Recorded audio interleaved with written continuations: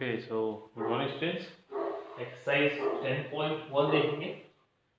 First question. कहता है draw quadrilateral whose vertices are -4,5, 0,7, 5,-5 and -4,-2 and also find its area. ठीक है. तो देखो लोकेट करने की तो ज़्यादा प्रॉब्लम है नहीं. लोकेट करना आप लोग अच्छे से जानते हैं. ठीक है. 0 1 2 3 4 5 1 2 3 4 5 6 7.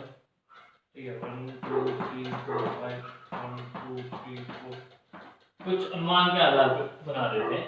-4,5 1 2 3 4 1 2 3 4 5 कुछ यहाँ पर रहा होगा.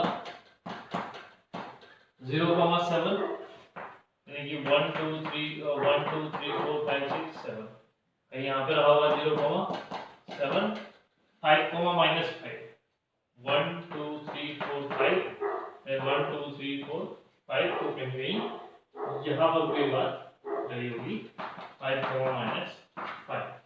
then -4, -2 1 2 3 4 कहीं यहाँ पर तो रहा होगा -4, -2. अब इससे जो क्वाड्रिलेटरल बनेगा इट मींस ये वाली बात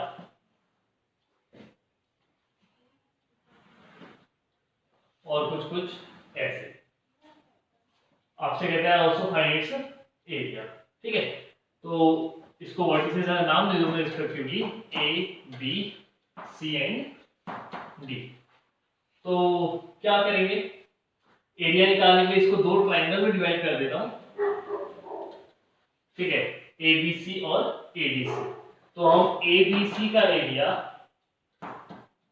और ADC का एरिया फाइंड करेंगे. ठीक है. कैसे? With the help of triangle formula when coordinates are given. तो इसका निकाल लेते हैं. 1/2 mod x1. देखो डिपेंड करता कैसे जा रहा हूं. ABC से जा रहा हूं तो x1 y1 x2 y2 x3 y3 लेते हुए चलूंगा. तो x1 -4. ठीक है. y2 y3 7, -5. ठीक है. यहाँ पर तो 7 -5 कितना +5. तो 7 + 5 कितना 12 हो जाएगा. Plus x2 it means 0. अब 0 से जो भी मल्टीप्लाई होगा 0 ही होगा, इसको छोड़ते हैं. प्लस x3 ये हो जाएगा 5. y1 - y2 means 5 - 7. ठीक है. 1/2 12 4 जा 48. 7 - 5 2 -5 नहीं सॉरी -2 हो गया. 5 2 जा 10 -10 48 और 10 हो जाएगा आपका कितना 58. It means 29. ठीक है. ये मॉडुलस से बाहर आएगा पॉजिटिव हो जाएगा और 58 का ट्वाइस करोगे तो 29.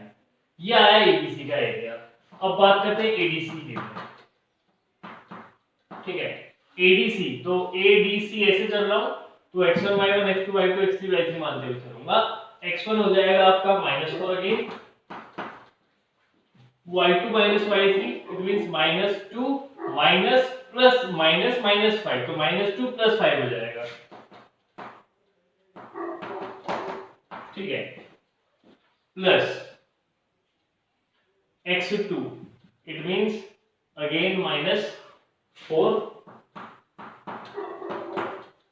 y3 y1 ADC तो -5 -5 प्लस x3 5 y1 - y2 5 + 2 7. तो it will become 1/2 5 2 3 4 3 जा 12. कितना हो गया -10 -10 4 जा 40 + 40 7 5 जा 35. then it will become कितना 35 यानी कि 75 यानी कि 63 हो जाएगा ये. तो 63/21. अब पूरा एरिया निकालने के लिए क्या करेंगे 29 में ऐड कर देंगे कितना 63/2. It will become 58 + 63/2. 8 + 3 11 5 + 6 11 11 + 1 12 121/2 square unit. कोई दिक्कत नहीं होनी चाहिए, सिंपल सा क्वेश्चन था, सिर्फ फॉर्मूले का यूज किया है 1/2x1 y2 minus y3 y2 minus y3 plus x2 y3 minus y1 plus x3 y1 minus y2 का यूज किया गया है। ठीक है, बन जाएगा। नेक्स्ट देखते हैं। नेक्स्ट क्वेश्चन देखा गया, ये कहता है एक the base of an equilateral triangle with side 2a lies along the y-axis such that the midpoint of the base is at the origin find the vertices of the triangle। ठीक है, exercise 10.1 का question number 2 ये कहता है equilateral triangle बन रहा है side along the y-axis, ठीक है, और साइड इसकी क्या है 2a है। अब भाई देखो अलोंग द y-axis का मतलब है या तो इक्विलेटरल ट्रायंगल यहां बन रहा होगा या फिर इक्विलेटरल ट्रायंगल यहां बन रहा होगा, और इससे का ओरिजिन जो है इस साइड का मिड पॉइंट है और इक्विलेटरल ट्रायंगल है, तो मैं एक मान सकता हूं कि ये अगर मिड पॉइंट है तो पूरा 2a था तो ये कितना होगा aa। ठीक है, ऑब्वियस है ये भी कितना 2a। ठीक है, अब अगर मैं कहूं भाई इसके कोऑर्डिनेट्स क्या होंगे, आप कह देंगे आसानी से 0, a होगा, और इसके कहोगे तो 0, -a होगा। ठीक है, अब प्रॉब्लम है कि इस वाले की बात बतानी है, इस वाले की बात पता चलती तो काम हमारा बन जाता। दो कोऑर्डिनेट मिल गए थे 1 2 3, इसको भी चाहिए। अब इसके लिए एक बात याद रखो कि आप जानते ही हैं वैसे भी इक्विलेटरल ट्रायंगल का कि ऑब्वियस है कि ये जो है ये मीडियन का काम कर रहा है, इस साइड को दो इक्वल पार्ट में डिवाइड कर रहा है, तो इसका मतलब ये है कि ये क्या होगा 90 होगा, क्योंकि इक्विलेटरल ट्रायंगल में मीडियन वर्क एज अ क्या perpendicular work as a median या median work as a perpendicular आप कह सकते हैं। तो इसका मतलब ये है कि अगर ये 2a है ये a है तो ये कितना होगा भाई आप बता सकते हैं 4a square minus a square 3a square, it means a root 3, ये वाली साइड रही होगी बाय पीजीटी पाइथागोरस थ्योरम से कह सकते हो। तो इसके कोऑर्डिनेट्स क्या रहे होंगे फिर आप बता सकते हैं -a रूट 3, 0, और इसके रहे होंगे a रूट 3, 0। बस बात खत्म। दो ट्रायंगल बन सकते हैं जिन दो ट्रायंगल के कोऑर्डिनेट्स क्या होंगे, इसने कहा एक equilateral triangle along the y axis, उनके कोऑर्डिनेट बताओ, जिसकी साइड 2 है तो बताओ भाई अगर ABC लेते हो तो ये कोऑर्डिनेट्स, और अगर ABC लेते हो तो ये कोऑर्डिनेट्स। ठीक है, बात समझ में आ गई होगी यहां तक। क्वेश्चन नंबर 3 और क्वेश्चन नंबर 4 आप ये खुद से देखिएगा, सिंपल से क्वेश्चन है। क्वेश्चन नंबर 5 की ओर चलते हैं। ये कहता है find the slope of a line. एक लाइन है जिसका स्लोप आपको बताना है और जो ओरिजिन से होते हुए जाती है। देखो एक बात तो ये पता चली कि लाइन जिसका स्लोप चाहिए वो जा रही है ओरिजिन से। ठीक है, चलो ओरिजिन से बाद में बनाएंगे, पहले आगे बढ़ते हैं। ये कहता है and the mid point of the line segment joining the points p0, -4 and b8, 0। ठीक है, तो ये कह रहा है समझोगे इस बात को समझना 1 2 3 4 1 2 3 4 1 2 3 4 दो पॉइंट है 0, -4, यानी कि ये वाली बात, और दूसरा पॉइंट है आपका 8, 0। ओके 8, 0 1 2 3 4 5 6 7 8 8, 0। ये एक लाइन है। अब समझो एक लाइन है जिसका स्लोप बताना है और वो लाइन ओरिजिन से जाती है और इसका मिड पॉइंट है। ठीक है, 0, -4 और 8, 0 का समझना भाई। आपको इस लाइन का स्लोप चाहिए, इस लाइन का स्लोप जो इसके मिड पॉइंट से जा रही है और ओरिजिन से जा रही है। अरे भाई कल बताया था कि किन्हीं भी दो पॉइंट्स अगर आपको दिए हुए हैं लाइन के तो स्लोप निकालने के लिए हम क्या करते हैं y2 - y1 upon x2 - x1 करते हैं। अब आप कहेंगे भाई ओरिजिन तो दिया है 0, 0, एक कोऑर्डिनेट तो हो गया, दूसरा कैसे आ जाएगा, इस मिड पॉइंट की हेल्प से, जिसमें आप कह सकेंगे x1 + x2/2, इट मींस इसको मैं कह दूं 0, -4, तो आप क्या कहेंगे x1 + x2/2 मींस 8/2 कितना 4, और -4 + 0/2 इट मींस -2। तो दो कोऑर्डिनेट्स आपको मिल गए। नाउ फाइंड द स्लोप, इसको मान लो x1 y1, इसको कह दो x2 y2। Now what is the slope, slope कहता है y2 - y1 x2 - x1। तो स्लोप क्या होगा भाई, y2 यानी कि 0, या फिर इसको माने चलो -2 - 0, it means -2 upon x2 - x1 means 4 - 0 it will become 4, तो m आएगा -1/2। और आप देख भी सकते हैं स्लोप आया है नेगेटिव, और नेगेटिव आने पे स्लोप हम जानते हैं एंगल हमेशा क्या रहा होगा, 180 और 90 के बीच में।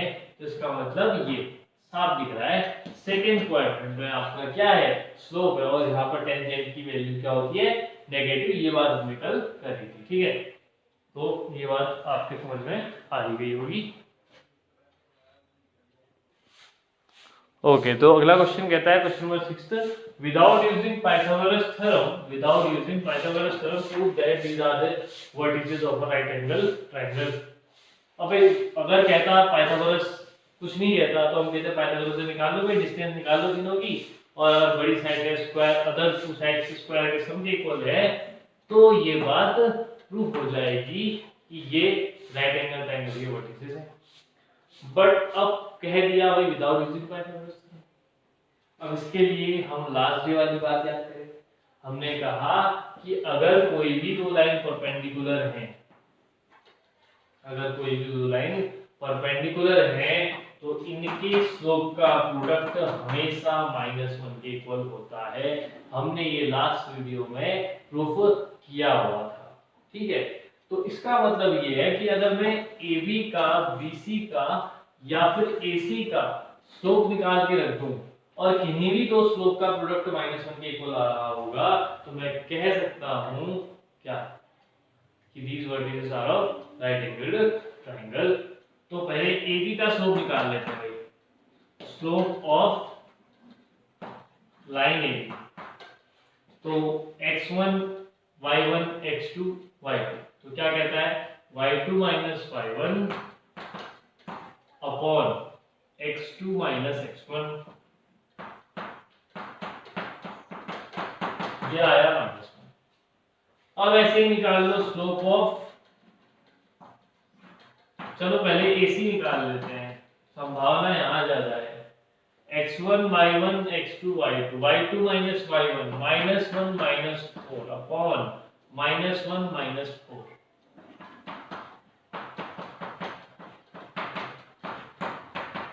ये आया 1।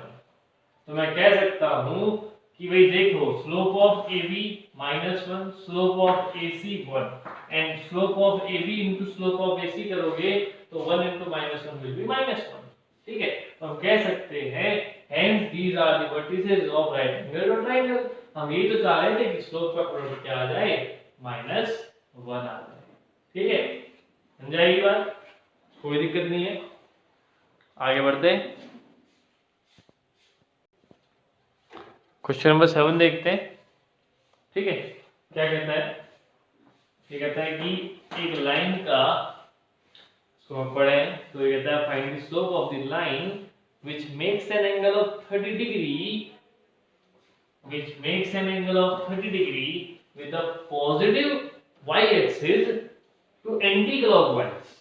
इस बात को समझना है, इसने कहा कि उस लाइन का स्लोप बताओ जो पॉजिटिव y एक्सिस के साथ एंटी क्लॉकवाइज में 30 डिग्री का एंगल बनाता है। अब हम जानते हैं स्लोप निकालने के लिए जो थीटा होना चाहिए वो पॉजिटिव x एक्सिस के साथ होना चाहिए, लेकिन जो स्लोप दे दिया इसने ये पॉजिटिव y एक्सिस के साथ दे दिया है 30, वो भी एंटी क्लॉकवाइज में, तो ये एंगल दिया 30 डिग्री। बस चाहिए हमको क्या, हमको चाहिए पॉजिटिव x एक्सिस के साथ एंगल, यानी कि ये एंगल चाहिए। तो ये एंगल कैसे आ जाएगा भाई, इतना होगा 90, तो 90 प्लस 30 कितना 120। तो हम कह सकते हैं angle with the positive x axis, जो हम थीटा लेते हैं बेसिकली वो हो जाएगा 90 प्लस 30 कितना 120। तो हम कह सकता हूं बेसिकली ऐसा कि जो एंगल होगा slope equal to tan theta 90 plus क्या होगा 30 होगा, और tan 90 प्लस 30 होता है माइनस cot 30। अब cot 30 की वैल्यू कितनी हो जाएगी बताओ माइनस √3, क्योंकि tan 30 होता है आपका कितना 1/√3, तो cot 30 कितना होगा √3 होगा। ठीक है, बन जाएगा भाई, कोई दिक्कत नहीं है। ओके तो क्वेश्चन नंबर देखिए जो 8 तो आप लोग बना लेंगे, ठीक है, 9 भी आप लोग बना लेंगे। मैं सीधे आपके पास आता हूँ, ठीक है, 12 13 पे, ठीक है। 11 भी आप tan थीटा वाला जब हमने फॉर्मूला देखा था उससे आप बना लेंगे tan theta equal to m2 - m1 upon 1 plus m1 m2 वाले से, ठीक है। नहीं बनेगा तो बताना, मैं फिलहाल 12 और 13 आपको यहाँ पे बना देता हूँ। तो ये कहता है a line passes, question number 12 देख रहे हैं, ठीक है। a line passes through x1, y1, a line passes through x1, y1 and h, k if slope of the line is m and slope is m, so it says show that k minus y1 is equal to m क्या होगा h minus x1। ये भी बात आपको जब मैं next chapter के लिए इंट्रोडक्शन बताऊंगा तो तब वहां पर आपकी बात कुछ आएगी क्या है करके, ठीक है। तो कुछ नहीं, ये प्रूव करना है, प्रूफ हुआ का है ही। फिर स्लोप m इक्वल टू होता y2 minus y1 यानी k minus y1 upon x2 minus x1। ये कर लो क्रॉस मल्टीप्लाई, बात समझ में आ गई होगी कि ये कुछ भी नहीं था, खाली एक हलवा था जो आप बना बनाया था, आपने जरूर क्या करना था खा ही लेना था लास्ट में, ठीक है। अब आते हैं क्वेश्चन नंबर 13 पे, ठीक है। बाकी आप उससे बनाइएगा जो रह गए। 13 में बता देता हूँ, if 3 points h, 0 a, b 0, k h, 0 a, b और final 0, k lie on the same line। lie on the same line का मतलब r कोलिनियर, ठीक है। Prove that a upon h plus b upon k is equal to, ये prove करना है when these three lines are collinear। now prove that a upon h plus b upon k is equal to 1। हम जानते हैं collinear में क्या होगा, इन दोनों का स्लोप इन दोनों के स्लोप के इक्वल होगा, ये बात हमने कल करी थी। तो इन दोनों का स्लोप क्या होगा बताओ, b - 0 upon a - h, और इन दोनों के लिए k - b upon 0 - a। तो क्या बना b upon a - h, k - b upon -a, cross multiply करते हो तो क्या मिलेगा -ab is equal to a minus h into a minus b। तो minus ab is equal to ak into minus ab minus hk plus hb, ठीक है। Minus ab से minus ab cancel, hk को इधर भेज देता हूँ तो hk इक्वल टू हो जाएगा ak plus hb। अब एक प्रूफ तो सही करना था, RHS में 1 दिखाना है, तो एक काम करता हूँ, इसको 1 दिखाने के लिए इस HK से ही सबको डिवाइड कर देता हूँ। तो क्या मिलेगा HK यहाँ पर हो जाएगा 1, यहाँ पे आएगा AK अपॉन HK और यहाँ पे आएगा HB अपॉन HK। तो K से K कैंसिल, H से H कैंसिल, तो 1 इज इक्वल टू क्या मिलेगा आपको a upon h plus B upon ठीक है, दैट्स हाउ आप इसको बना लेंगे। सिंपल सा बात थी, लेकिन यहाँ पर तो थोड़ा फंसेगा, तो आप ऐसे से क्या कर देंगे, डिवाइड कर देंगे। ठीक है, तो बाकी क्वेश्चन आप इसके खुद बना लेंगे। Okay, thank you.